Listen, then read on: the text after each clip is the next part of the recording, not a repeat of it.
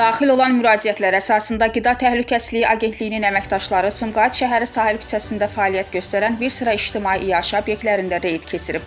Bugün TV Qafqaz İnfoya istinadən xəbər verir ki, yoxlama zamanı Nicat restoranı və balıqçı kafesində dəvə qutabı adı ilə istehlakçılara təqdim olunan qutabların tərkibindəki ətlərin mənşəyi və təhlükəsizliyi barədə sənədlərinin mövcud olmadığı məlum olub. Bundan da qida təhlükəsizliyi haqqında və istehlakçıların hüquqlarının müdafiəsi haqqında qanunların tələblərinin pozulduğu müəyyən edilib. Faktla bağlı qanunvericiliklə müəyyən olunmuş zəruri tədbirlərin görülməsi üçün sahibkarlara müvafiq göstərişlər verilib. Reyd zamanı Restime, Diana, Santo Mare, Sunset, Duyğu, Yaxta, gəmi restoranlarının menyularında dəvə qutabı qeyd olunsa da, sahibkarları uzun müddətdir bu xidmətin dayandırıldığını bildiriblər. Qeyd olunub ki, nəzarət tədbirləri davam etdirilir.